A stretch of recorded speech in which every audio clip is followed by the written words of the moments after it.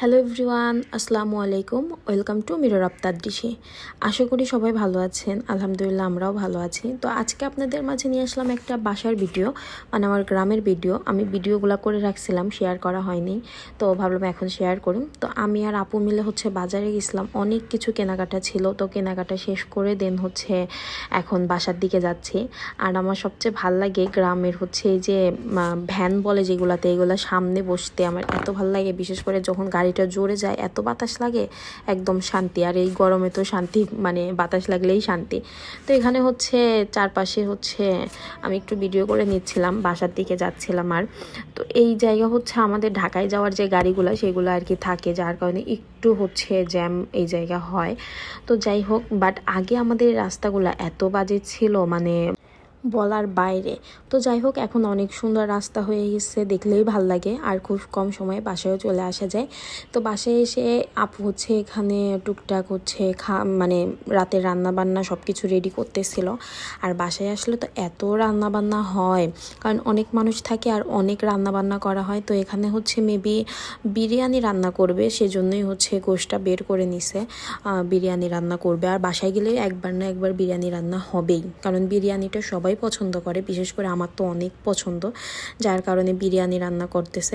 তো এখানে আম্মু আরও যে রান্না টান্না করবে, তো সেইগুলা রেডি করে নিচ্ছে। আর ইগনোর আমাদের চুলার পার, গ্রামের বাড়ি এরকম একটু চুলার আশেপাশেই থাকবেই। আর আম্মু তো দেখা যায় মাটি চুলায় রান্না করে, পাতা বা বিভিন্ন খড়ি দিয়ে রান্না করে।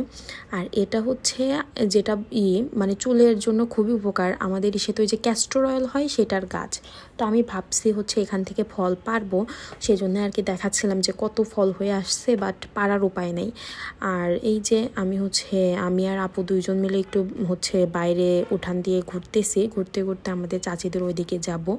আর গ্রামে আসলে দেখা যায় একটু বিকেলবেলা বের হওয়া হয় হাঁটার জন্য। আমার তো সেটাও ইচ্ছা করে না যে একটু বের হব, হাঁটবো, কারণ ঢাকায় থাকলে প্রত্যেকটা দিন কোথাও না কোথাও বের হওয়া হয়, যার কারণে একটু রেস্ট হয় না।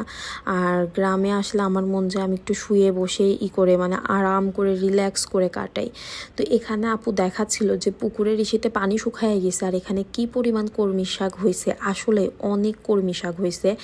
আর এগুলো এত মজা, কারণ এগুলো তো সার বিষ দেওয়া নেই, এগুলো আসলে অনেক মজা লাগে। এই যে দেখেন, একদম টাটকা, কত সুন্দর, দেখলেই মন ভরে যায়। তো যাই হোক, এখানে ঘুরতে ঘুরতে চাচিদের এখানে এসে দেখি যে এদের গাছে একটা কলার থোর হয়েছে, কলাও হয়েছে, মাশাল্লাহ অনেক ভালো।